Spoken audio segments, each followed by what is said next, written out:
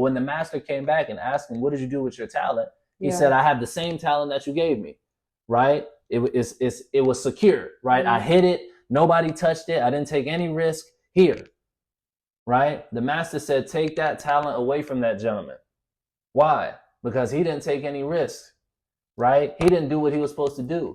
He played it safe. He didn't multiply. He didn't go after something, right? Life is supposed to be adventurous.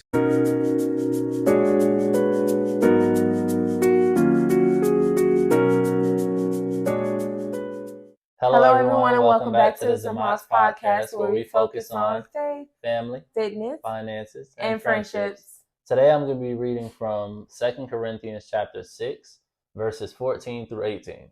All right, the title reads, Warning Against Idolatry. It says, do not be yoked together with unbelievers. For what do righteousness and wickedness have in common? Or what fellowship can light have with darkness?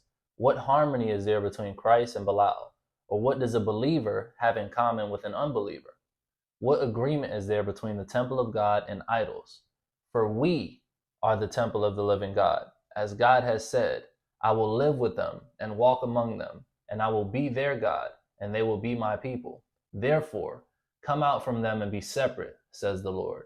Touch no unclean thing, and I will receive you, and I will be a father to you, and you will be my sons and daughters, says the Lord Almighty. Amen. Amen. All right, family. So getting back to our question game, all right, we're going to read from Who Are You again. This is our new question game that we purchased at Aldi, and it has some phenomenal questions.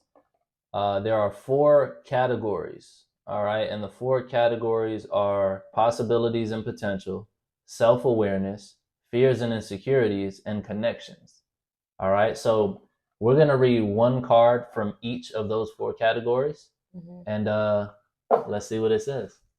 So the first one is connection. Okay, what is the most romantic date you have ever been on? The most romantic date I have ever been on? Well, I'd say the most romantic date I've ever been on was when my bride, this beautiful young black queen here, when my bride took me to a restaurant called Pampas. Yeah, in Johns Creek. That restaurant is top tier, right? The lighting in there is like it's a vibe. If you've never been to Pampas, you should go, right? It's, you know what I mean? It sets the mood. It sets the mood, right? It's a little pricey, but it's worth it. But that's the best date I've ever been on. And that was actually for my birthday. Best date and most romantic. It felt romantic because of the lighting. Yeah. So that's my response. What about you, sweetheart? What's the most romantic date you have ever been on? It don't have to be me. You sound crazy. It don't have to be me, man. Honestly, I would have to say when you picked me up, told me to get dressed, and we went to Maggiano's. Like every time we went to Maggiano's, like every time we go to Maggiano's, like it's just a vibe. And Maggiano's is definitely a vibe as well. It's an Italian restaurant downtown. It's a vibe. They got good food. Their fried zucchini, fuego. Yeah. Yes, I would have to say. Okay. I would have to say that one. Okay, that's good. All right, next question, y'all. We got possibilities and potential. Okay, so it says, where do you see yourself in 5 years? How do you plan on getting there? Ooh, that's a good question. Where do you see yourself in 5 years, sweetheart? And then how do you plan on getting there? I see myself completely financially stable. Like to where I don't have to work. I love it. Unless I want to work. I love it. How I'm gonna do that? I'm gonna put in the work now so that I don't have to put in the work later. Key. That's I like basically it. I like that. So where do I see myself in 5 years? Yeah. In 5 years, I see myself as being a heavy influencer through communication. And how do I plan on getting there? Doing what we're doing now, establishing our platform, getting our name out there, and making a difference, making an impact. So, That's the plan. That's the plan. And we're going to stick to it. Consistency is the key. All right. That's awesome. What they say. Awesome. Okay. Next. Fears and insecurities. I like this one. Ooh. Are you afraid of being hurt if you let people get close to you? Yes. Yes. I'm afraid of being hurt if I let people get close to me. Well, if you let people get close if I let people get close to me. Well, I don't know if I'm afraid of it as much now as I had been in the past. Previously. Do you think that's why, like, in relationships, like, you wasn't necessarily, like, in a lot of relationships? For sure, yeah. Because you're closed off to, like, getting hurt. Absolutely, yeah. I was always protecting myself from getting hurt, guarding myself from being hurt. I know people are people, and they're gonna do people things. They just be peopling, right? So with that being said, you know, I definitely shielded myself from the potential of getting hurt by not allowing people to get close to me and to really know who I was at my core and really get a full understanding of, you know, my personality and the things that I like and the values that I hold. But it's changed now, right? I'm 28. Yeah, you know what I mean? I'm a grown man. I'm 28. I'm married. I got 2 kids. Like, I'm not too concerned with getting hurt because I know that in order to feel love, you got to feel hurt, right? In order to value love, you gotta be hurt, right? So I'm willing to go through that hurt with whoever it may be, so that I can really understand the value of love and appreciate it so much more. I'm not so concerned about getting hurt anymore. Now I'm looking to build relationships with people that are like-minded, without necessarily worrying about, you know, the repercussions of that relationship, right, or lack thereof. So that was a really good question. It was. I would say, yeah, once upon a time I was. Not anymore? No, because I'm very protective with who I allow in my life. So if I allow someone to be in my space or be in my life and you hurt me, it's a lesson that I'm going to learn from whatever that situation is with that person, and you are no longer going to be in my life. Unless God say, forgive them and still let them be in your life. Yeah. But God doesn't operate in something that's not truly love. Right. So for someone to hurt you to a certain extent, depending on what, that factor is, it's a lesson. Yeah. So that's good. Back in the day, for sure. Yeah. Wasn't nobody getting in, especially to me close. Even now, it's only a number of people that I allow to get access to me. Mm-hmm. Yeah, I'm getting over a cold, which is why I sound like this. So bear with me. Sexy, isn't it? So it's safe to say, you know, getting hurt is a part of life, right? And you can avoid it or try to avoid it as much as you want, but you know, eventually, you're gonna get to a point in your life to where you see that friendships are important, and relationships with other people are important. And in order for you to build those relationships and cultivate those relationships, you have to be willing to, you know, put your heart out there and get hurt, right? But there's always 2 sides to a story, right? Or 3 sides, right? So in your getting hurt, you got to learn from it, right? And grow from it. And maybe make better decisions in terms of the people you surround yourself with, or just be more calculated in your openness with certain people, right? You can't share everything with everybody because not everybody's happy for you. Yeah. Not everybody wants to see you win.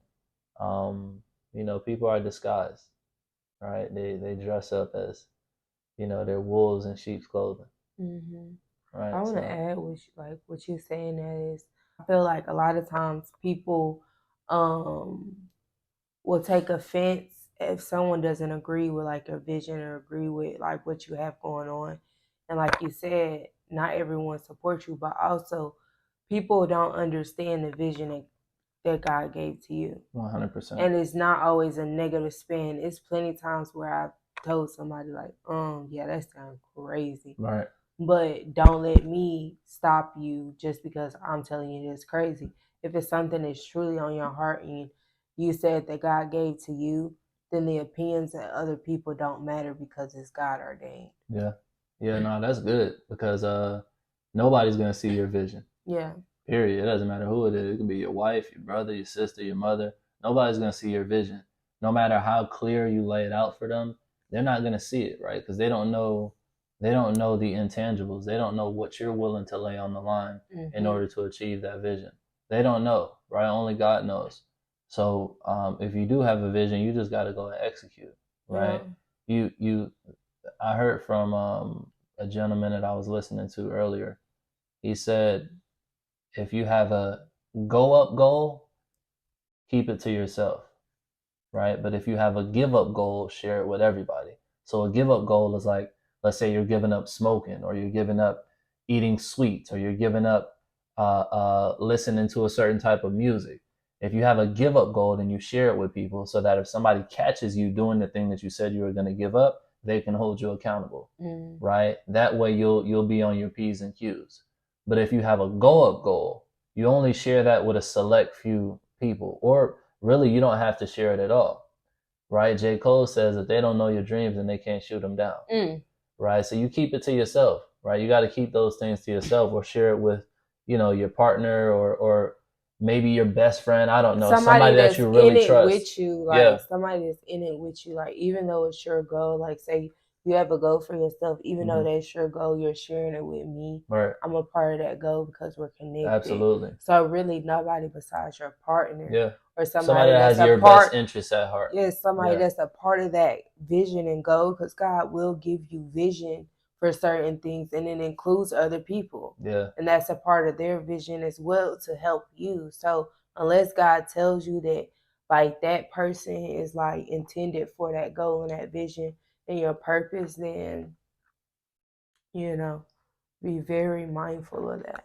Absolutely. And don't necessarily take offense also, because not everybody will understand it.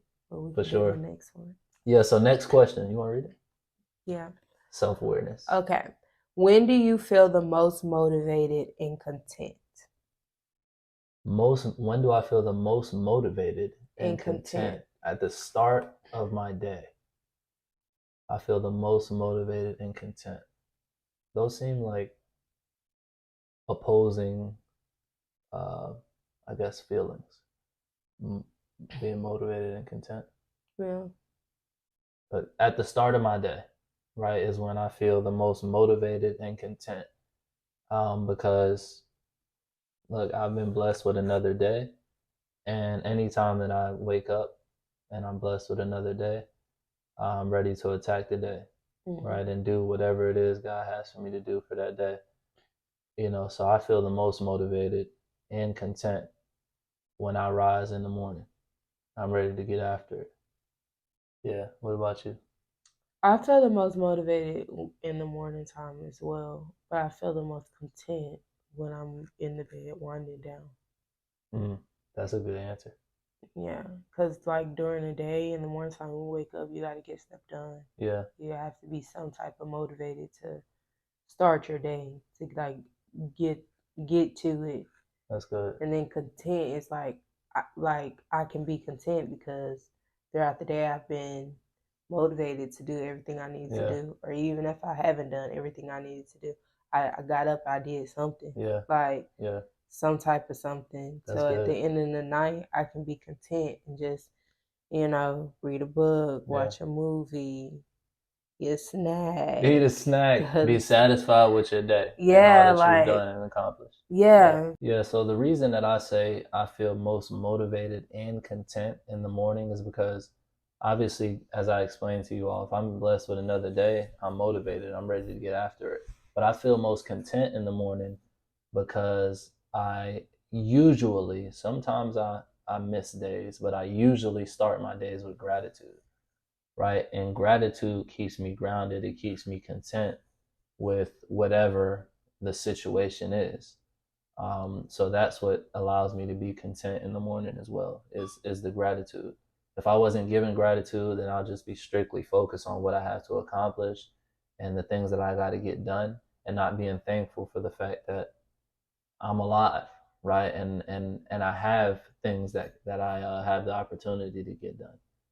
So that's my response.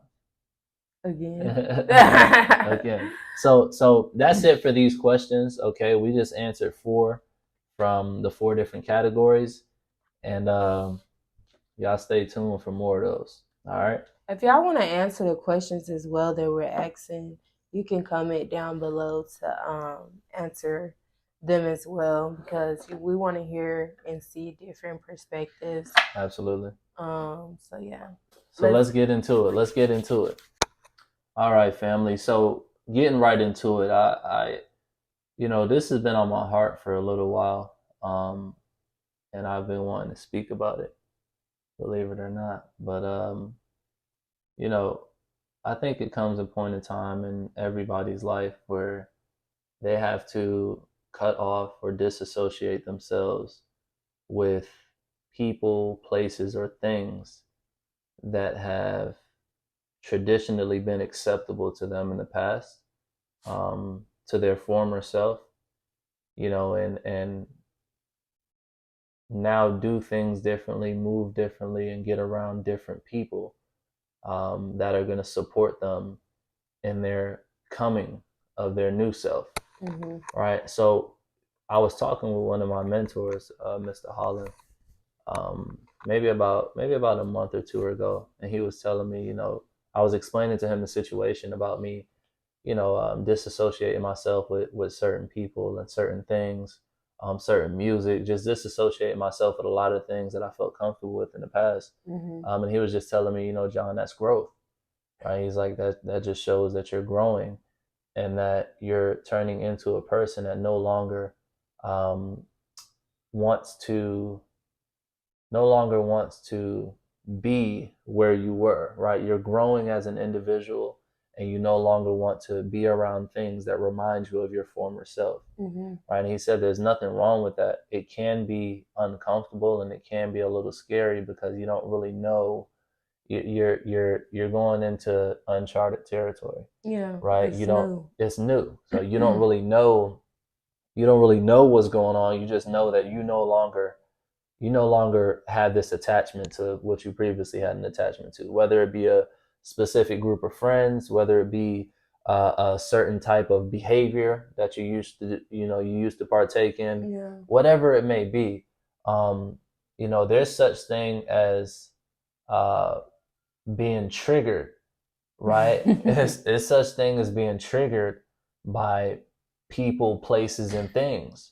Right? If you're growing and you're turning into a new person, or you're becoming a higher version of yourself, mm-hmm. Then partaking in activities or being associated with people, or doing things that you previously did is going to trigger you, and it may spark that desire that's built in you, mm-hmm. right?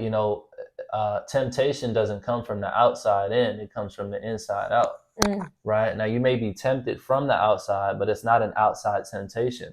Right? I think in the book of James chapter 1, I want to read it because this is about to get juicy.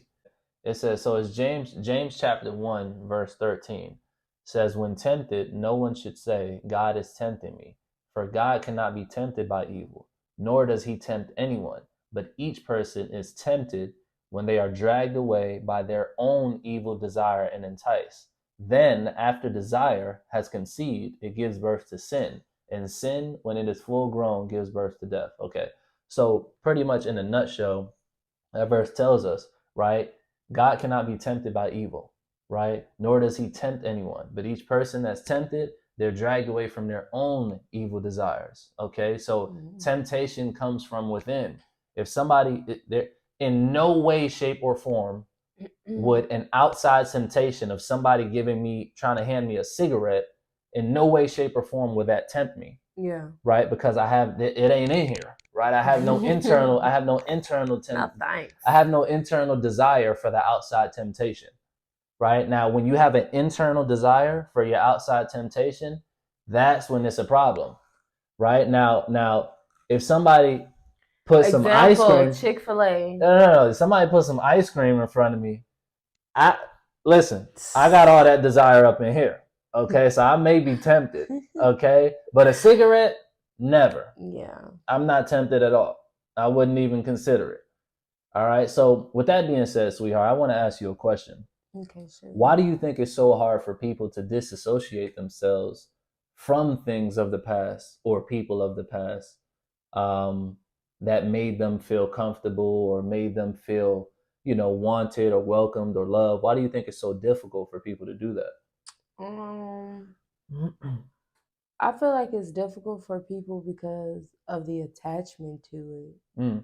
Like when you're breaking free for something and you're allowing God to make you new, you have to let go of things that are comfortable to you, not because it's necessarily good for you, but because it's like a habit. Like you're used to it, you're comfortable with it, like it makes you feel good. It makes your flesh be like, oh, they may treat me this way, right, but I know that they're going to do, like I can count on them to do A through B.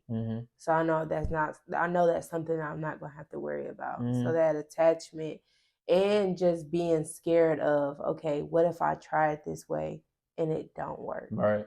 Like that is the biggest issue that people have with change. Like, I was looking at someone's story and they were just saying like how they started their like health conscious era over and over and over and over again, and they just keep starting it over again, which is like, there's nothing wrong with that, but like, why are you playing with yourself? Like, stop playing with yourself. Yeah. Because it's either you're going to do it and be committed to it and push yourself, or you're not. Right. Which is the reason why, me personally, I don't like telling anyone that I'm doing anything until I've actually done it. That's good. Until I've actually been consistent in it. Yeah. Until I'm able to actually speak on it. I'm not about to get up here and tell nobody about going to the gym and working out, and that's not something I have been consistent in. Yeah. Like, I'm just not doing it. I'm not, like, because to me, that's not motivation. Like, but to push yourself to, okay, using the gym, for example, go to the gym every day, reaching those goals and actually become consistent in it and finding joy in it.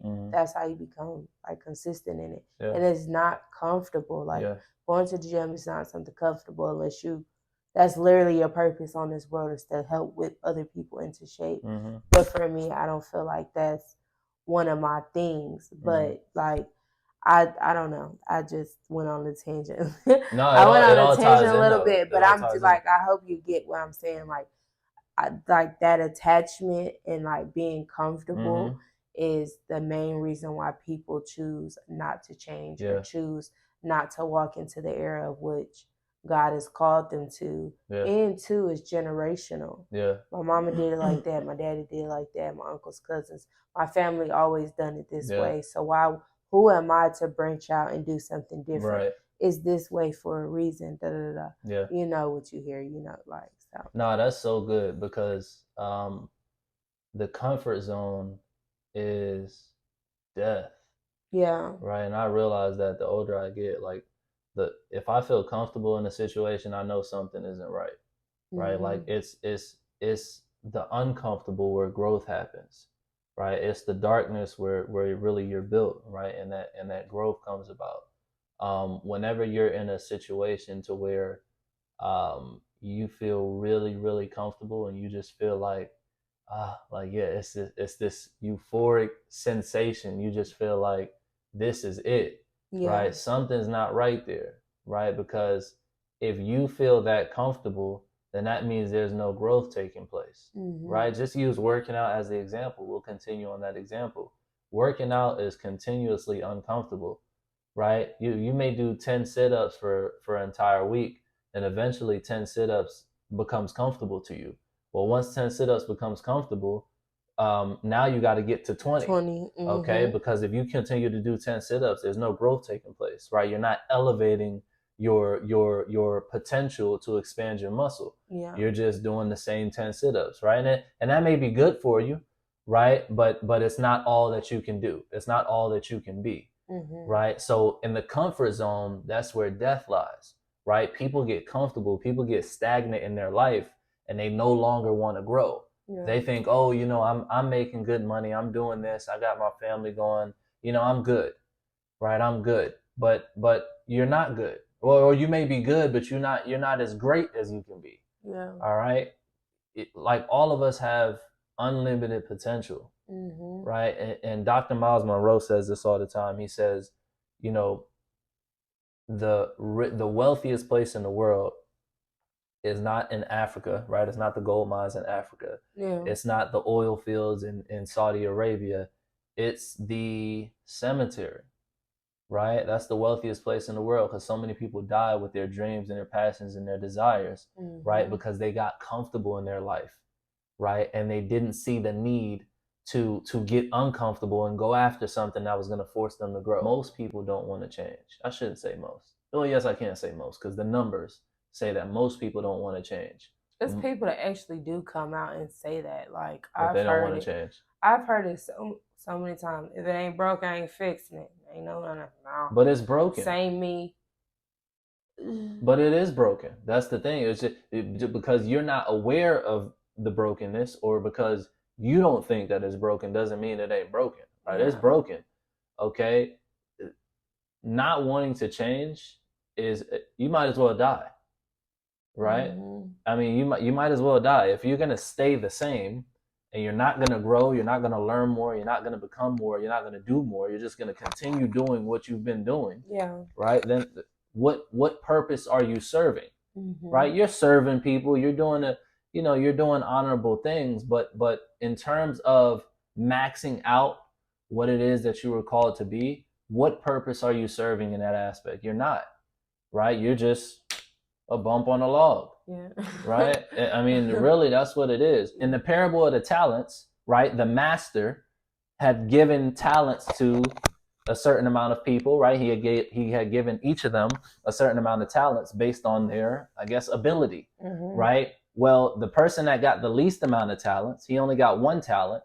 He didn't do anything with it. He stood the same. He got comfortable. He hid his talent, right? And made sure that it was secure, it was safe, and didn't take any risk. Nothing happened to it. But when the master came back and asked him, what did you do with your talent? He said, I have the same talent that you gave me, right? It was secure, right? I hid it. Nobody touched it. I didn't take any risk. Here, right? The master said, take that talent away from that gentleman. Why? Because he didn't take any risk, right? He didn't do what he was supposed to do. He didn't multiply. He played it safe. He played it safe. He didn't multiply. He didn't go after something. Right? Life is supposed to be adventurous. You're supposed to be continually going after something, continually becoming more, continually expanding your awareness, expanding your knowledge, right? Expanding your circle of influence, growing, right? Just look at nature, right? People want to understand God. If you want to understand God, just look at nature, right? Look at all that's around you. Look at the principles that have been set up, right? The universal principles. Look at nature. Does anything in nature stay the same? Everything in nature changes, meaning it grows. Now it's not going to change. It's not going to change from a horse to an elephant, right? I don't mean like that, right? We know better. But what I'm saying is nature continues to evolve. It continues to grow, right? Doesn't matter what the animal is, what insect, what plant, what tree, it continues to grow. How tall will a tree grow? As tall as it can, right? How big would an elephant get? As big as it can, right? How much risk will a human take? As little as possible. As little as possible, right? How much of their potential will they reach? Right? And probably not much, right? Statistics say not much, Yeah. Right? Only 5% of the population are really living that next level life, right? Becoming more, serving at a high level. Only 5% of the population is doing that. 95% of people are staying the same. They're stagnant, right? They're not looking to grow. They're not looking to learn anything new. They think they got it in the bag, right? That's a dangerous place to be. And I ain't judging them, right? If that's what you want to do, hey, it's your life. Do as you please. All right, family. This episode got really deep and it lasted longer than anticipated. So we're just going to release part 1 now, and we'll be giving you all part 2 next week. Okay, so we appreciate you guys' love and support and encouragement. Continue to like, continue to follow, continue to comment, subscribe, all that good stuff. All right. And like always, let love fill your hearts, family. We'll see y'all next week. Peace.